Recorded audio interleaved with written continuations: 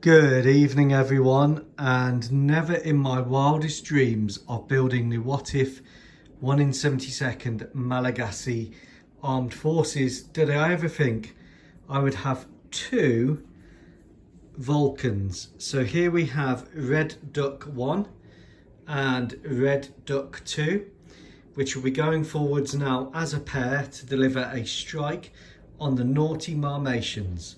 So what happened was I forgot to add the nose weight in this Vulcan.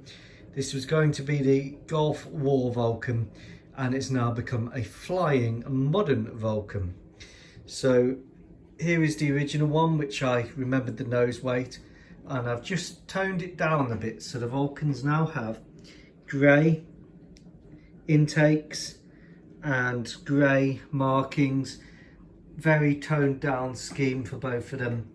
This one still needs some weathering, however these are just being refurbished and returned to service, so they are quite fresh.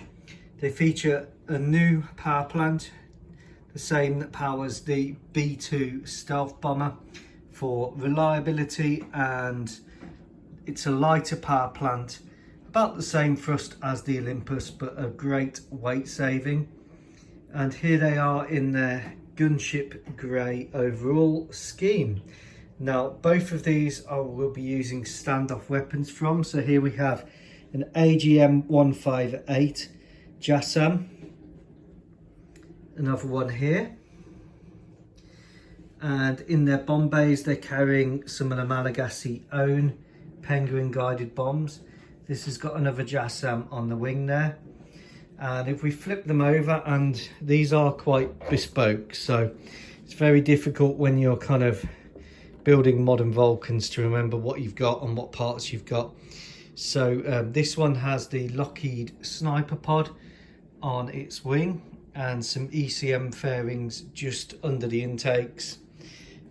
Red Duck 1 has a slightly different arrangement, and it's on a Butler's printed model large small stand, so a large base with a small height.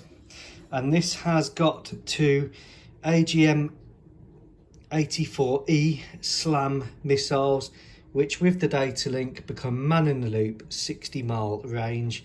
And again, it's got a sniper pod, but this time under the intake. Got a slightly different configuration of electronic countermeasures and directed infrared. It's got one less directed infrared turret for some reason, but other than that I've managed to get most of the things like the forward looking infrared here the same on both of them, and the missile warning system MAWS, MAWS as it's called, on both of them, and countermeasures, aerials and antennae, more warning sensors all over, because these have got to be survivable. So this is Red Duck 2. This is the old Airfix kit, not the new Airfix kit, the old one, and Red Duck 1. Of course the Vulcans had extensive chaff and flare launchers underneath, and they carried a lot of reloads. They're actually quite a survivable aircraft when you start reading into them. I think they are perfect for modern combat. For the Malagasy Armed Forces, these fulfill the role of something like the B.1 bomber does in American service. So there we are, two Red Ducks ready for Operation Red Duck.